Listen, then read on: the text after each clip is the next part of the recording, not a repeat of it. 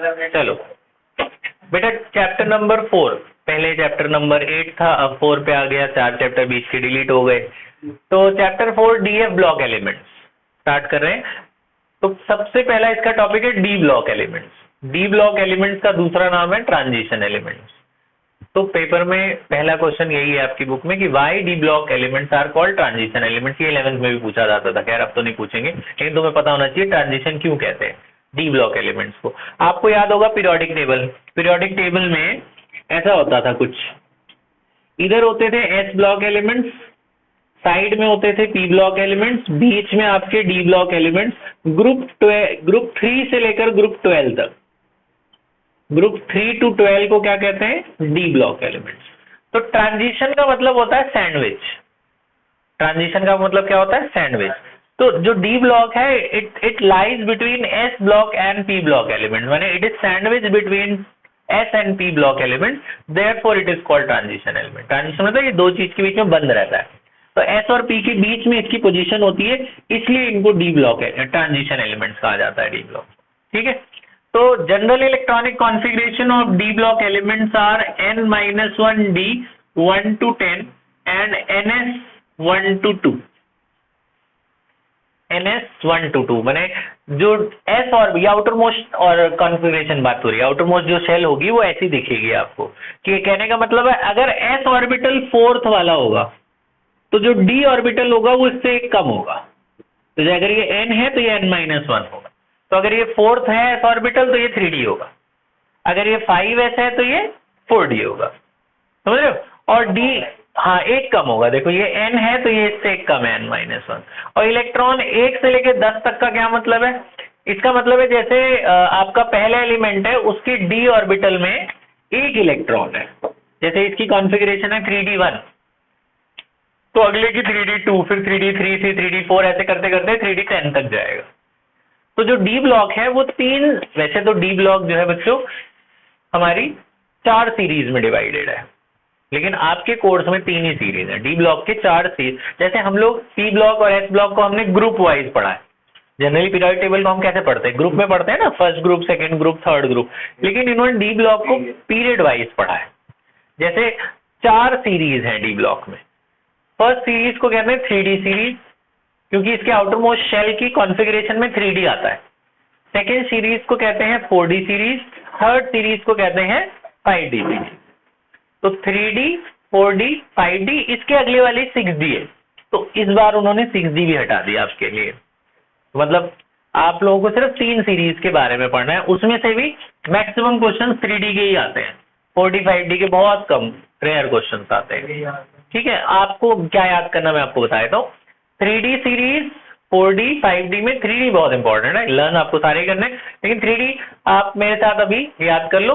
3D series scandium से start होता है, स्कैंडियम एटॉमिक नंबर 21 है, फिर ये अगला 22, 23, 24, 25, 26, 27, 28, 29, 30। स्कैंडियम फुल फॉर्म बता देता हूं मैं, फिर आप बाद में लिख लेना, तो आपको पता ही है, वैसे ही हमने 11th में भी करा है। Scandium, titanium, vanadium, chromium, manganese, iron, cobalt, निकल, कॉपर, जिंक। मैंने आपको इसे याद करने का तरीका बताया था, पहली सीरीज मान लो आपको नहीं याद, कैसे बताया था, याद है? स्टूडेंट, ठीक है, student TV VCR, student TV VCR मत फेंको, एफई और सीओ, स्टूडेंट टीवी वीसीआर मत फेंको। नीचे ये जो 3 होते हैं ना, इनको निकल, कॉपर, जिंक, इनको हिंदी में पीतल कहते हैं बेटा। ये पीतल यानी कि वो जो स्टील होता था, स्टेनलेस स्टील, स्टील के अलॉय थे निकल, कॉपर, जिंक, तो इसको बोलते हैं इन तीनों को पीतल, निकल, कॉपर, जिंक। तो स्टूडेंट टीवी वीसीआर मत फेंको पीतल में, स्टूडेंट टीवी वीसीआर मत फेंको पीतल में। इस तरह से आपको 3D सीरीज याद हो जाएगी। फिर 4D सीरीज याद हो गई, स्टूडेंट टीवी वीसीआर मत फेंको पीतल में, निकल, कॉपर, जिंक। ठीक है, फिर आ जाते हैं ये 3D सीरीज, फिर है 4D सीरीज। 4D सीरीज 39 से स्टार्ट होता है, इसका एटॉमिक नंबर है 39। इनके नाम सुन लो, yttrium, Y stands for yttrium, ZR stands for zirconium, yttrium, zirconium, niobium, NOBIUM, niobium, molybdenum, molybdenum ये आपने लैब में सुना होगा, मॉलिबेडनम टेस्ट होता है, फॉस्फेट का टेस्ट है। आप फॉस्फेट के लिए पीले कलर का सॉल्ट होता है molybdenum salt, molybdenum phosphate, ammonium molybdenum phosphate, हाँ अमोनियम मॉलिबेडेट, तो मॉलिबेडनम उसी वही उसका उसमें है पाया जाता है। तो yttrium, zirconium, niobium, molybdenum, technetium, technetium, ruthenium, ruthenium, ruthenium, rhodium, palladium, AG, silver, CD, cadmium. ठीक है जी। तो yttrium, zirconium, niobium, molybdenum, technetium, ruthenium, rhodium, palladium, silver, cadmium. ठीक है। इन्होंने इसका एक वो बनाया हुआ है, कुछ अजीब सा ही है, ये गूगल का बता रहा हूं मैं आपको, 4D सीरीज में इसका मैं आपको बता दूंगा। पहले जैसे वो ऐसे बताया था, यार जरा नंबर मिला, फिर ऐसे कुछ उल्टा सीधा बता दिया था, तारा रारा पड़ा, ऐसे कुछ भी बना दिया था उल्टा सीधा। इन्होंने गूगल वालों ने बनाया कि यू जरा कुछ लिखा है, नमो नमो, यू जरा नमो तक रुला के रहना पड़ेगा आज वो कदमों में, पता नहीं अजीब सा बनाया है। हाँ, यार जरा नंबर मिला, है ना, शायरी वायरी कुछ भी बना लो अपने हिसाब से जो तुम्हें याद हो जाए। ठीक है जी। अच्छा, अगला, अब देखो यहाँ थोड़ी एक्सेप्शन है 5D सीरीज, बातें बंद, ध्यान। तो ये देखो मेन सीरीज जो तुम्हें लर्न करनी है CBSE के हिसाब से वो है 3D। 3D याद हो गया ना, स्टूडेंट टीवी VCR मत फेंको पीतल में, स्टूडेंट टीवी VCR मत फेंको पीतल में। ठीक है जी।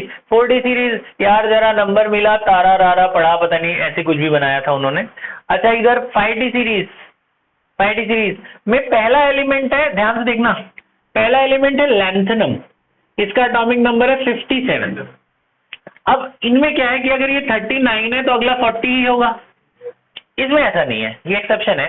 ये 57 देख रहे हो, अगला 72 होता है, मतलब आगे कंटिन्यूएशन में 72, 73, 74, 80 तक जाएगा, बस ये जरा एक्सेप्शन है। ये लैंथनम जो है, इसी से F ब्लॉक एलिमेंट की शुरुआत हुई, लैंथनम से लैंथेनॉइड सीरीज बनी, ये F ब्लॉक एलिमेंट की सीरीज में पाया जाता है, क्योंकि इसका कॉन्फ़िगरेशन यहां मैच करता है 5D से, इसलिए इसको यहां रखा जाता है। लेकिन यहां से शुरुआत होती है, यानी 57 का 58 F ब्लॉक का पहला सीरीज स्टार्ट हो जाता है। ऐसी अगली जो 6D सीरीज है, उसका पहला एलिमेंट है एक्टीनियम, उसका एटॉमिक नंबर 89 के बाद अगला 90 नहीं है, जैसे 80 के बाद 81 है तो 81 के बाद 82 नहीं होगा, फिर वो अगला 89 से स्टार्ट हो जाता है। तो अगले, तो मतलब इसका लैंथनम का जो 5D सीरीज का जो पहला एलिमेंट है उससे लैंथेनॉइड सीरीज बनी, 6D सीरीज का जो अगला एलिमेंट है एक्टिनियम, उससे एक्टिनॉइड सीरीज बनी। तो हमारे कोर्स में खैर 3 ही है, 3D सीरीज तक पढ़ना है, तो इसका नाम सुन लो सबके, लैंथनम, हाफनियम, टेंटलम, टंगस्टन, ये जो बल्ब के अंदर फिलामेंट है वो यही है टंगस्टन, रेनियम, ऑस्मियम, ये OS है इसका symbol, osmium, iridium, platinum, gold, mercury. ठीक है ना। तो ये 1-2 चीजें हैं जो एक्स्ट्रा है। लैंथनम तो तुम्हें याद हो गया, hafnium, tantalum, tungsten, tungsten, rhenium, osmium, iridium, platinum और गोल्ड और मरकरी। ठीक है। तो ये आपने जो आपको मेन याद करने हैं वो ये है 3D सीरीज, ये याद कर ले। ठीक है। अच्छा जी, इसका उन्होंने ऐसे उल्टा सीधा बनाया था पहले के जमाने वालों ने, ला हफ्ता, फिर वो रोई, यहां तक रोई तक तो ROI रोई, फिर आगे के 3 याद कर लेना, प्लैटिनम, सिल्वर, मरकरी, ला हफ्ता, फिर वो रोई। ठीक है। अब है आगे ध्यान। अच्छा, अब आ जाते हैं फिजिकल प्रॉपर्टीज। ठीक है। तो ये एलिमेंट्स हैं, इतने इंपॉर्टेंट हैं, इनको आप एक बार पढ़ लेना। अच्छा, आ जाते हैं फिजिकल प्रॉपर्टीज। तो हमें हमारे NCERT में ये 13 फिजिकल प्रॉपर्टीज है, एक एक करके इनके बारे में जल्दी से पढ़ लेते हैं। पहली है मेल्टिंग एंड बॉइलिंग पॉइंट। तो जो D ब्लॉक एलिमेंट्स होते हैं, इनका मेल्टिंग और बॉइलिंग पॉइंट बहुत हाई होता है। तो रीजन क्या है? रीजन एक ही है, रीजन है इसका जो N-1D ऑर्बिटल होता है और जो NS ऑर्बिटल होता है, ये एक दूसरे के ऊपर ओवरलैप करते हैं, माने due to intermolecular atomic bonding, intermetallic atomic bonding, माने जो बाहर इतना साइज इनका छोटा होता है ना कि जो डी और एस देख रहे हो ये एक के ऊपर एक ऐसे जुड़े हुए रहते हैं, तो इनको मेल्ट करके पिघलाना बड़ा मुश्किल होता है, ठीक है। Due to strong intermetallic bonding they have high melting and boiling point. क्यों इंटरमेटैलिक बॉन्डिंग स्ट्रांग होती है? क्योंकि n-1d और ns ऑर्बिटल एक दूसरे के ऊपर ओवरलैप करते हैं। सेम रीजन है सेकंड वाले पॉइंट का। पहला हो गया मेल्टिंग एंड बॉइलिंग पॉइंट क्यों ज्यादा है? क्योंकि इनका इंटरमेटैलिक बॉन्डिंग बहुत स्ट्रांग होती है because of overlapping of n-1d and ns orbital. Next है इसको सिंबल था आपने 11th में पढ़ा होगा, A मतलब एटमाइजेशन, H माने एंथैल्पी। तो enthalpy of atomization, enthalpy of atomization क्या होता है कि जब आप इसे पिघला दोगे, पिघलाने के बाद उसको और हीट करें कि वो थोड़ी सी गैसियस स्टेट में जाने लग जाए। एटमाइजेशन का मतलब होता है सॉलिड से गैस स्टेट में कन्वर्ट करना, वैसे मॉलिक्यूल टू एटम कन्वर्ट करने को एटमाइजेशन कहते हैं।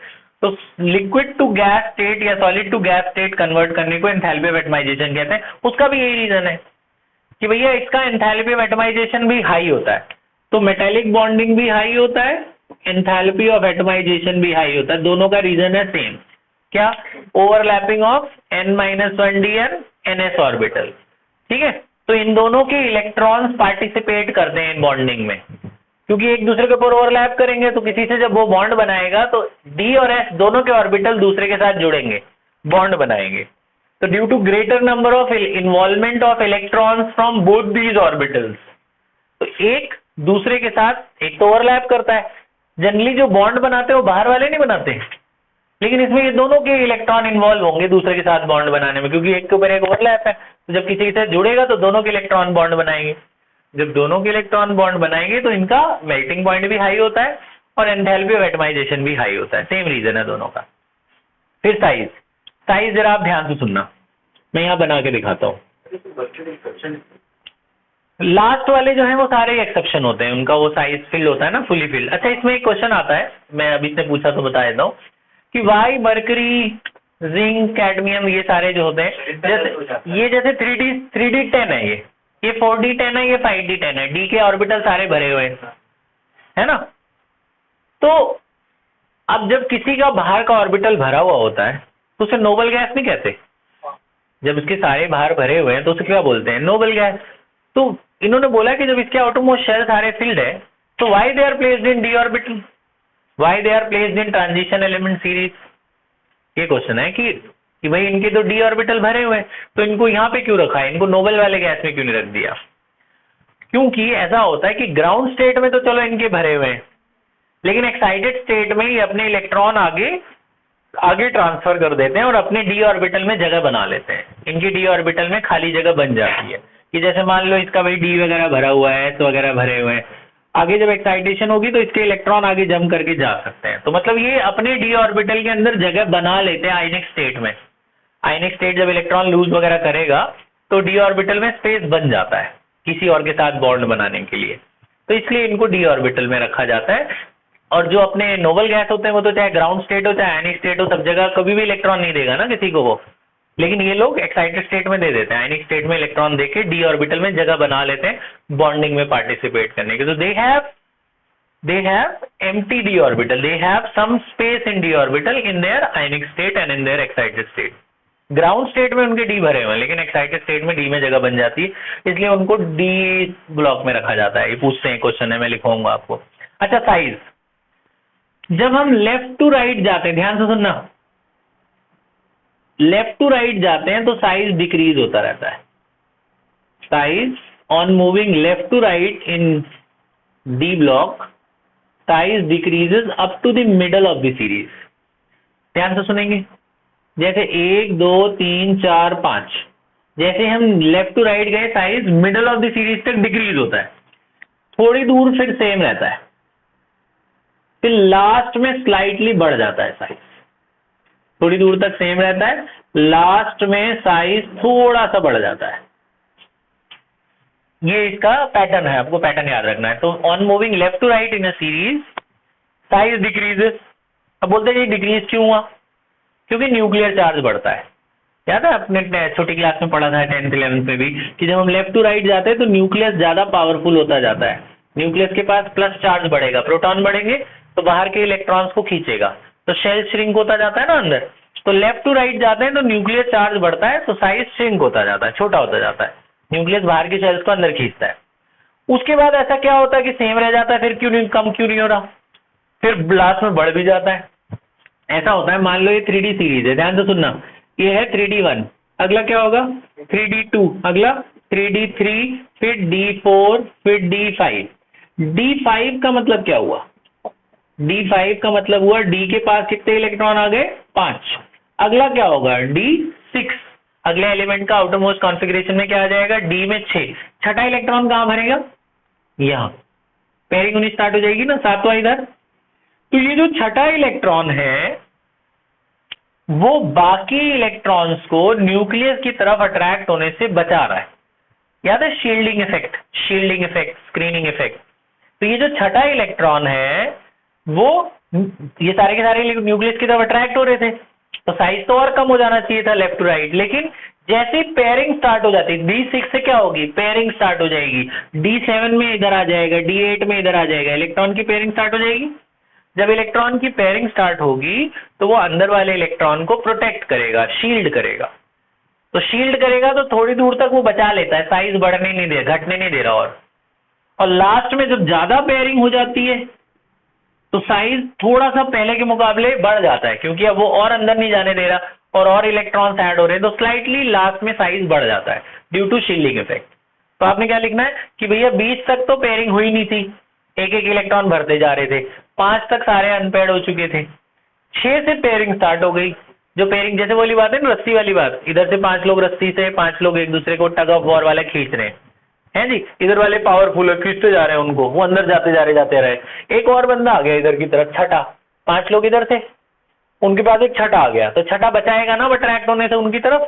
तो वही बात है, न्यूक्लियस इनको खींचते जा रहा था, साइज छोटा होता जा रहा था।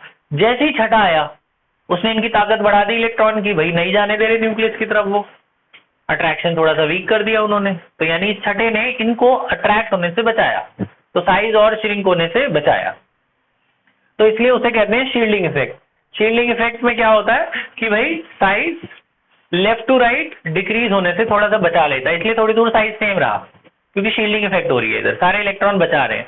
लास्ट में साइज बढ़ गया क्योंकि सब पेयर हो गए, इसलिए थोड़ा सा साइज स्लाइटली इंक्रीज हो गया लास्ट में। ठीक है, तो क्या याद रखा आपने कि when we move left to right in a period, size decreases up to the middle of the series due to increase in nuclear charge, then slightly size remains same for some of the elements due to screening effect, shielding effect, and slightly increases at the end again due to the pairing of electrons and shielding effect।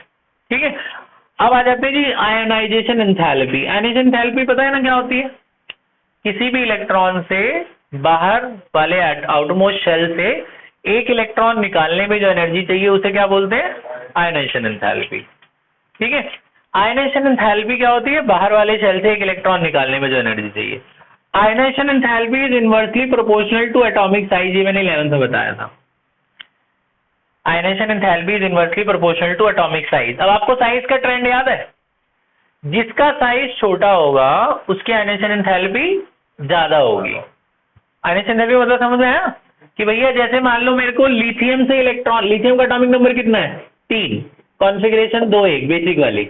Sodium का क्या है 11, 2-8-1, इसका size छोटा है, इसका size बड़ा है, कहां से इलेक्ट्रॉन आराम से निकल जाएगा, सोडियम से, क्योंकि भैया इसका ये इलेक्ट्रॉन न्यूक्लियस से बहुत दूर है और इसका इलेक्ट्रॉन न्यूक्लियस के पास है, तो न्यूक्लियस अपना जल्दी ये इलेक्ट्रॉन देगा नहीं, है ना। जिसका साइज छोटा उसकी आयनाइजेशन एंथैल्पी ज्यादा, है ना। तो जब हम लेफ्ट टू राइट जा रहे थे तो साइज क्या हो रहा था, डिक्रीज हो रहा था। साइज है ना, ग्राफ इसका बच्चा है, साइज का ऐसे चलता है, साइज डिक्रीज होता है, फिर थोड़ी दूर कांस्टेंट रहता है, लास्ट में थोड़ा सा बढ़ जाता है साइज का ग्राफ। तो आयनाइजेशन एंथैल्पी उल्टा चलेगा। आयनाइजेशन एंथैल्पी कैसे चलेगा, जब साइज डिक्रीज हो रहा तो आयनाइजेशन एंथैल्पी क्या होगी, बढ़ेगी, फिर थोड़ी दूर कांस्टेंट रहेगी, लास्ट में स्लाइटली डिक्रीज हो जाएगी। तो उल्टा चलेगा इसका ग्राफ, समझ रहे हो। तो लेफ्ट टू राइट जब साइज डिक्रीज हो रहा था तो आयनाइजेशन एंथैल्पी क्या होगी, इंक्रीज, इनवर्सली, है ना, थोड़ी दूर कांस्टेंट रहेगी, लास्ट में स्लाइटली साइज बढ़ जा रहा था तो आयनाइजेशन एंथैल्पी क्या होगी, कम हो जाएगी, समझ गए। जैसा साइज याद किया उसका उल्टा कर दो, आयनेशन एंथैल्पी याद हो जाएगा। याद हो गया? अगला प्रॉपर्टी ऑक्सीडेशन स्टेट, ये आपके बहुत काम आने वाली है ये रिकॉर्डिंग बोर्ड के टाइम पे रिवीजन में। उस टाइम पे याद नहीं होता ये टॉपिक, जब तक समझो ना, रटना नहीं है, समझना है। तो साइज का ट्रेंड याद हो गया, आयनेशन एंथैल्पी उसका उल्टा। ऑक्सीडेशन स्टेट, ऑक्सीडेशन स्टेट का मतलब होता है कोई भी एलिमेंट कितने बॉन्ड बना सकता है, कितने कोवेलेंट बॉन्ड बना सकता है सराउंडिंग एटम्स के साथ, उसे उसका ऑक्सीडेशन स्टेट कहते हैं। तो ऑक्सीडेशन स्टेट इसका डी ब्लॉक एलिमेंट का 1 के साथ भी बॉन्ड बना सकते हैं ये, और 8 के साथ भी, माने 1 से लेकर 8 तक बना सकते हैं ये लोग। समझ रहे हो? 1 के साथ भी बॉन्ड बना लेगा, जैसे एक एटम, जैसे मान लो TiH, टाइटेनियम ने हाइड्रोजन के साथ बना लिया, 1 के साथ बनाया, 2 के साथ भी बना सकते हैं, 3 के साथ, 4 के साथ, मतलब 1 से लेकर 8 एलिमेंट तक के ये बॉन्ड बना सकते हैं, 8 लोगों को अपने साथ घेर सकते हैं। ठीक है? जो डी वाला 3D सीरीज है, 3D सीरीज के लिए +2 to +7 है बच्चों। 3D सीरीज कहां से कहां तक बनाता है? +2 to +7। जो आपका, अब आपसे पूछेंगे, बताओ ध्यान से सुनना, 2 अलग अलग क्वेश्चन पूछ रहे हैं, इसी पार्ट का पार्ट है ऑक्सीडेशन स्टेट का, कि 3D सीरीज में सबसे ज्यादा ऑक्सीडेशन स्टेट किसकी पाई जाती है? MCQ। 3D सीरीज देख रहे हो? सबसे ज्यादा ऑक्सीडेशन स्टेट, सबसे ज्यादा, जिसके पास सबसे ज्यादा half filled orbital, half field किसके पास है? मैग्नीज। बीच वाले के पास 3D5 होता है ना उसका, तो सबसे ज्यादा खाली जगह मैग्नीज पे पाई जाती है। मैग्नीज 2 से लेकर 7 तक सारे कंपाउंड बनाता है, 2 वाला भी, 3 भी, 7 तक भी। ठीक है? 3D सीरीज में सबसे ज्यादा ऑक्सीडेशन स्टेट किसकी? मैग्नीज। बोलते पूरे डी ब्लॉक में सबसे ज्यादा किसकी? ऑस्मियम की। सबसे नीचे कौन पाया जा रहा है? ऑस्मियम। तो पूरे ये 1 से लेकर 8 तक बना लेता है ऑस्मियम। मैग्नीज कितनी बनाता है? +2 to +7। ऑस्मियम कितनी बनाता है? +1 to +8। बस यही 2 बातें याद रखनी, याद हो गई? ठीक है जी। ऑक्सीडेशन स्टेट जिसकी, अब एक बात और बता देता हूं अपनी तरफ से मैं आपको, क्वेश्चंस में काम आएंगे, अभी हम करेंगे, ये हमने लिखा नहीं है। जिसकी ऑक्सीडेशन स्टेट ज्यादा, जिसकी ऑक्सीडेशन स्टेट ज्यादा, उसका ऑक्सीडाइजिंग पावर ज्यादा। माने अगर आपसे कोई पूछे कि भाई आपके पास KMnO4 है, ध्यान से सुनना, और K2Cr2O7 है, दोनों डी ब्लॉक के एलिमेंट है, इसमें मैग्नीज इस्तेमाल हुआ है, इसमें क्रोमियम का इस्तेमाल हुआ है ना? आपसे पूछे बताओ इन दोनों में कौन अच्छा ऑक्सीडाइजिंग एजेंट, तो ये इसी से रिलेटेड है, ऑक्सीडेशन स्टेट से। आपसे पूछा बताओ, देखो इसके पास भी ऑक्सीजन है, इसके पास भी ऑक्सीजन है, ऑक्सीडाइजिंग एजेंट कौन अच्छा, तो आप कैसे बताएंगे? आप ये रीजन देंगे जो मैंने आपको बताया। आप ना दोनों के ऑक्सीडेशन स्टेट निकालेंगे x मान के, जिसका ऑक्सीडेशन स्टेट ज्यादा उसका ऑक्सीडाइजिंग एक्शन ज्यादा। मैग्नीज को मैं x मान लेता हूं, पोटेशियम का ऑक्सीडेशन नंबर क्या होता है? 1। मैग्नीज को मैंने x माना, पोटेशियम 1। ऑक्सीजन का क्या होता है? ऑक्सीजन -2 होता है, -2 × 4। जरा x बताओ कितना आया? +8। x की वैल्यू कितनी आई? 8 में से 1 गया 7, x की वैल्यू कितनी आई? 7 है जी। अब उधर आ जाओ, पोटेशियम 1 × 2, क्रोमियम 2, ये इसको x माना था, तो 2 × x और -2 × 7, देखो कितना हुआ बताओ? तो 12 हो गया ना, ये 14 में से 2 गए 12, तो x की वैल्यू आ गई 12/2 यानी कि 6। इसमें x की वैल्यू आई 6 और इसमें x की वैल्यू कितनी आई? तो किसका ऑक्सीडेशन स्टेट ज्यादा? 7। तो ये अच्छा ऑक्सीडाइजिंग एजेंट इसके मुकाबले। बच्चे कहते हैं इसके पास ऑक्सीजन ज्यादा है तो ये अच्छा हुआ, बोलते हैं ना। तो KMnO4 is stronger oxidizing agent than potassium permanganate. कैसे बताया ना आपने? जिसका ऑक्सीडेशन स्टेट ज्यादा उसका ऑक्सीडाइजिंग पावर ज्यादा। बात समझ में आई? ऑक्सीडेशन स्टेट याद हो गया? तो जो एक्स्ट्रा चीजें मैं बता रहा हूँ आप लिख लेना। तो मैंने आपको क्या बताया? जिसका ऑक्सीडेशन स्टेट ज्यादा, जैसे ये वाली बात लिखी साइज वाली, ये बाद में लिख लेना, ग्राफ ये बना लेना। ऑक्सीडाइजिंग स्टेट जिसकी ज्यादा उसका ऑक्सीडाइजिंग एजेंट अच्छा। अगला आ जाओ, E0 वैल्यू बाद में लिखना बेटा, सुन लो पहले, ध्यान इधर बोर्ड की तरफ। E0 वैल्यू क्या होती है? इसका फुल फॉर्म है इलेक्ट्रोड पोटेंशियल। इनकी आपको पता है रॉड बनती है, आयरन की रॉड, कॉपर की रॉड, इनको उसमें इलेक्ट्रोड वाले सॉल्यूशन में इलेक्ट्रोलाइटिक रिडक्शन ये सब सुना है ना हमने, इलेक्ट्रोप्लेटिंग वगैरह में इस्तेमाल करते हैं ना इनको, सेल्स बनाने में इनका इस्तेमाल होता है, इन्हीं की रॉड डाली जाती है सेल्स के अंदर है। तो बोलते हैं किसमें ज्यादा वोल्टेज जनरेट होता है, ये लोग वोल्टेज देते हैं, मतलब कई रॉड पे नेगेटिव वोल्टेज जनरेट होती है, कहीं पे पॉजिटिव वोल्टेज। तो किसकी इलेक्ट्रोड पोटेंशियल मतलब वोल्टेज एक तरह से, जब इलेक्ट्रोलाइटिक सोल्यूशन में इनकी रॉड डाली जाती है तो उनपे अपने आप वोल्टेज आती है, थोड़ी देर रख दो सोल्यूशन के अंदर तो ये नेगेटिव और पॉजिटिव वोल्टेज जनरेट करते हैं। तो बोलते बताओ इनकी ई नॉट वैल्यू का ट्रेंड कैसा चलता है। तो अब मैं बता रहा हूं, ध्यान से सुनना। ये लोग माने हम 3D सीरीज के ही बारे में ज्यादातर पढ़ेंगे, उसी पे ही क्वेश्चन है एनसीईआरटी में। ये लोग माने 3D सीरीज में all the elements of 3D series shows negative E not value, माने सबकी वोल्टेज माइनस में होती है, इन सबकी आयंस की बात हो रही है, ठीक है। तो ये सारे के सारे जो रॉड होते हैं ये नेगेटिव वोल्टेज देते हैं, सिर्फ एक को छोड़कर। वो जो छोड़कर वाला है ना वही याद रखना है, copper. Cu2+ ion has positive electrode potential. Cu2+ ion has positive electrode potential. तो आपसे पूछते हैं क्यों, why Cu2+ ion have positive electrode potential? तो आपको मैंने लिखवाया है, दो रीजन याद रखना है। हाँ, आपको दो रीजन याद रखना है। पहला हाई हाइड्रेशन एंथैल्पी, है ना। आपने दो रीजन याद रखा ना, क्या क्या याद रखा, हाई हाइड्रेशन एंथैल्पी और हाँ नहीं, लो हाइड्रेशन एंथैल्पी और हाई एंथैल्पी ऑफ एटमाइजेशन। हाँ ठीक है, मतलब क्या है इनका, जरा ध्यान सुनना, मैं फिर से बता रहा हूँ। कॉपर की ई नॉट वैल्यू प्लस होती है, बेटा बोर्ड की तरफ ध्यान, कॉपर की ई नॉट वैल्यू क्या होती है, प्लस, बाकी सबकी नेगेटिव होती है। तो आपसे पूछते हैं बताओ ऐसा क्यों होता है। तो आप बोलोगे सिर्फ दो रीजन। लो हाइड्रेशन एंथैल्पी का मतलब क्या है, मतलब कॉपर आयन को जब पानी में डालोगे ना एक एनर्जी निकलती है, तो कॉपर को पानी में घोलने में कम एनर्जी निकलती है। लो हाइड्रेशन एंथैल्पी और high enthalpy of atomization, copper को इवेपोरेट करना, मेल्ट करके उसको वापस गैस में कन्वर्ट करने में ज्यादा एनर्जी लगती है, ठीक है। तो ये दो रीजन याद रखने हैं, लो हाइड्रेशन एंथैल्पी और हाई एंथैल्पी ऑफ एटमाइजेशन, ठीक है जी। ये कॉपर का रीजन है।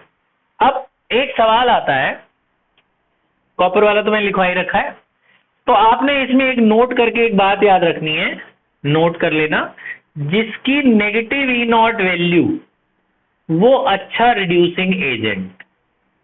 ये हमने शायद इलेक्ट्रोकेमिस्ट्री में भी पढ़ा है, याद है। इलेक्ट्रोकेमिस्ट्री में हमने चैप्टर बहुत सारे सेल्स दिए हुए थे, ABCDE सेल्स दिए हुए हैं, सबकी नॉट वैल्यू दी हुई थी, हमने अरेंज करा था, याद है। जैसे मैं आपको बोल दूं एक सेल है A, इसके आयन की इलेक्ट्रॉन पोटेंशियल है 2.37 वोल्ट A की, एक B है इसकी है -5.67 वोल्ट या +5.67 वोल्ट। आपसे बोलेंगे बताओ इनमें कौन अच्छा रिड्यूसिंग एजेंट, जिसकी नेगेटिव वोल्टेज ना वो अच्छा रिड्यूसिंग एजेंट। तो ए और बी में कौन अच्छा रिड्यूसिंग एजेंट, ए। जिसकी पॉजिटिव ई नॉट वैल्यू है वो ऑक्सीडाइजिंग एजेंट। तो तुम रिड्यूसिंग एजेंट याद रख लेना, रिड्यूसिंग एजेंट कौन अच्छा, जिसकी नेगेटिव ई नॉट वैल्यू, ठीक है जी। तो आपको बस यही याद रखना है, ये पहली लाइन जो मैंने बताई, नेगेटिव ई नॉट वैल्यू अच्छा रिड्यूसिंग एजेंट, ठीक। ये हो गया ई नॉट वैल्यू। अब आ जाते हैं आगे, नेक्स्ट पॉइंट, ये 7th, stability of higher oxidation state. मतलब इस पे एक सवाल आता है, मतलब जो ज्यादा ऑक्सीडेशन स्टेट वाले होते हैं वो ज्यादा स्टेबल होते हैं। तो आपसे पूछते हैं कि इसमें क्वेश्चन है कि नहीं, ये जो डी ब्लॉक वाले एलिमेंट होते हैं ये ज्यादातर फ्लोरीन और ऑक्सीजन से ही क्यों रिएक्ट करते हैं, बाकियों से क्यों नहीं करते। ये क्वेश्चन आता है कि why D block element form maximum fluorides and oxides.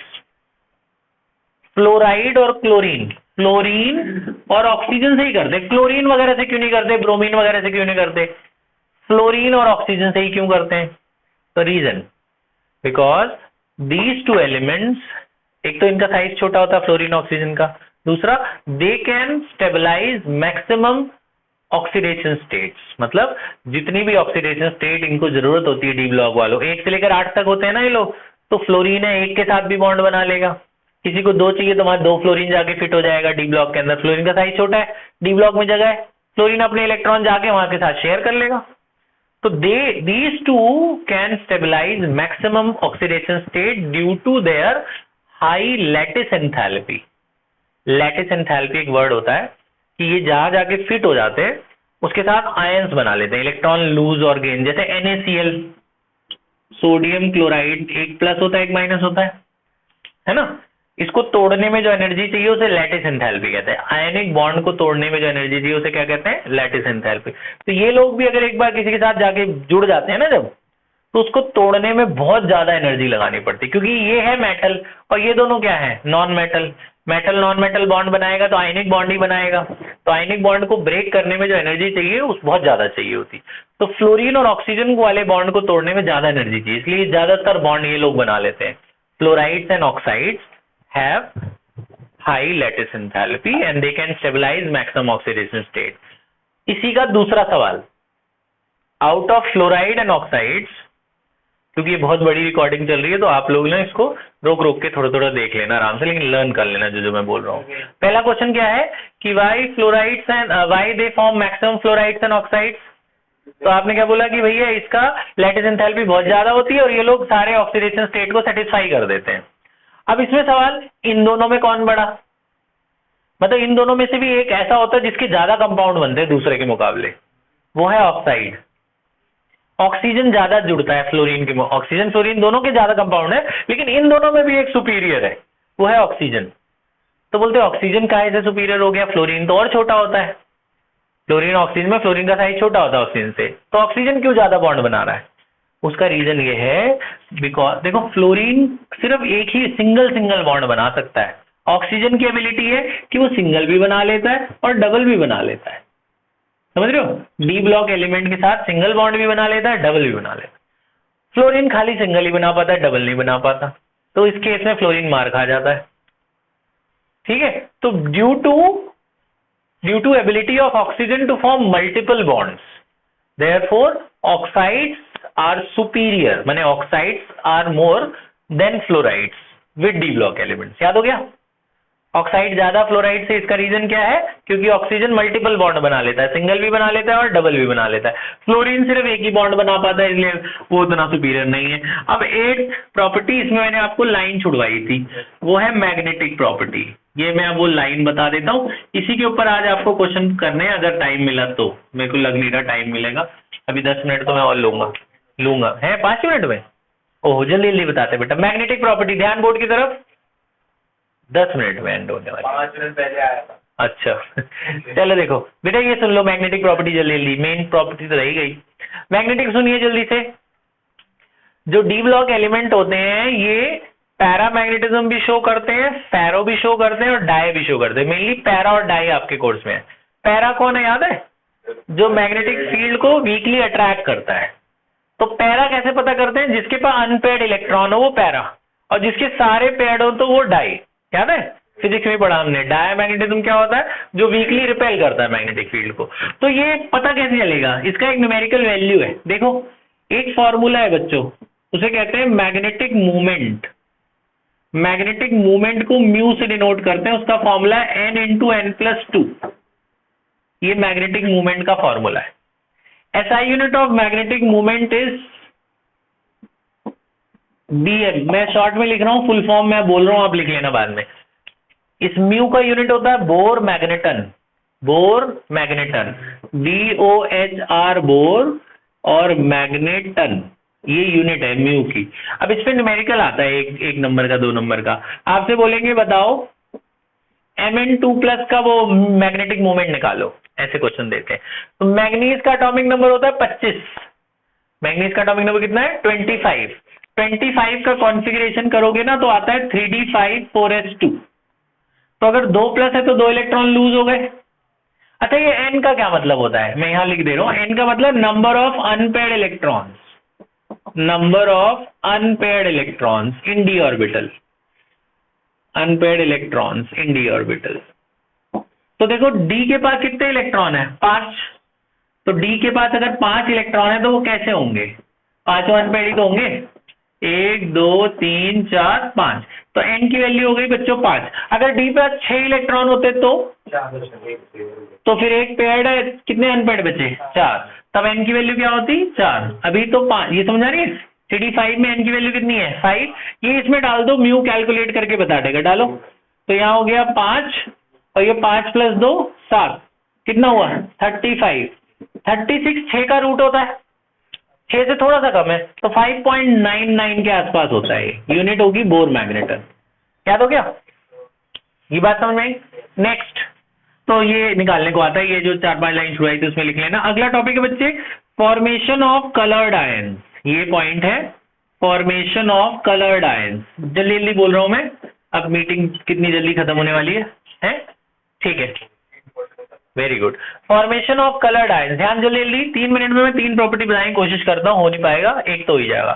Formation of coloured ions, जो डी ब्लॉक वाले आयंस होते हैं, जैसे स्कैंडियम आयन होता है, टाइटेनियम होता है, वेनेडियम होता है, ये जो होते हैं इनके ये ना कलर में दिखते हैं, इनके आयंस कलर्ड होते हैं। तो आपसे पूछते हैं कलर्ड क्यों है, तो आपने सिंपली ये स्कैंडियम नहीं दिखता, तो आपको ये याद रखना है कि जो डी ब्लॉक वाले एलिमेंट्स होते हैं इनके इलेक्ट्रॉन एक्साइट होते हैं आयनिक स्टेट में, एक्साइट हो गए। अब इलेक्ट्रॉन भी वेव नेचर शो करता है, आपको पता है, जब इलेक्ट्रॉन एक्साइट होंगे तो इनके अंदर एक फ्रीक्वेंसी जनरेट होती है, वो फ्रीक्वेंसी विबग्योर में से जिस फ्रीक्वेंसी से मैच करेगी उसका कॉम्प्लीमेंट्री कलर दिखाई देगा। विबग्योर होता है ना विजिबल रीजन वाला, तो आपने क्या लिखना है कि डी ट्रांजिशन होता है, माने इलेक्ट्रॉन जंप करता है। तो जब इलेक्ट्रॉन एक्साइट होगा तो वो किसी फ्रीक्वेंसी में जाके लाई करेगा, जैसे विबग्योर में से ब्लू में लाई करा तो ब्लू कलर का दिखेगा, ग्रीन में लाई करा उसकी फ्रीक्वेंसी, जिस फ्रीक्वेंसी से मैच करेगा उसका कॉम्प्लीमेंट्री कलर दिखाई देता है। अच्छा, तो आपसे सवाल ये पूछते हैं कि कौन सा कलर नहीं देता, तो जिसका डी ब्लॉक एकदम खाली हो, जैसे स्कैंडियम 3+, इसके डी में इलेक्ट्रॉन ही नहीं होते, 0, ये नहीं देगा कलर, क्योंकि डी वाले जब है ही नहीं इलेक्ट्रॉन तो जाएगा कहां वो, जब वो जाएगा नहीं तो फ्रीक्वेंसी कहां से मैच करेगा। और जिसके सारे भरे हुए हैं 3D10 जिंक, सारे भरे हैं तो सब डबल डबल है ना, उसको जाने की जरूरत क्या है इधर उधर, अगर हो भी रहा होगा तो हमें पता ही नहीं चल रहा कि हो रही है ट्रांजिशन। तो जिसका बिल्कुल डी खाली या जिसका डी पूरा भरा वो कलरलेस होते हैं। तो आपसे पूछते हैं व्हाई दे आर कलरलेस, पहचानो, ऐसे बहुत सारे आयन दे देंगे, बोले पहचानो इसमें कलरलेस कौन है, तो आप ये देख लेना किसका डी बिल्कुल खाली, किसका डी पूरा भरा, समझ रहे हो, जिसका डी पूरा खाली वो कलरलेस, जिसका डी पूरा भरा वो कलरलेस, क्योंकि उसमें there is no D transition. समझ गए, याद हो गया कलरलेस। अभी क्या आ रहा है कुछ टाइमर, 2 मिनट, वेरी गुड। अगला है फॉर्मेशन ऑफ कॉम्प्लेक्स आयंस। देखो जी, रीजनिंग का क्वेश्चन आया ना डी ब्लॉक का, तो मैं ये जो 3 सूत्र दे रहा हूं आपको, 3 इंपॉर्टेंट बात, ये 3 लिखाना, एक और आधे नंबर, 1 नंबर का ही आता है रीजनिंग का क्वेश्चन, जैसे डी ब्लॉक के 5 नंबर का क्वेश्चन बना तो 5 पार्ट हो जाएंगे सब 1-1 नंबर के।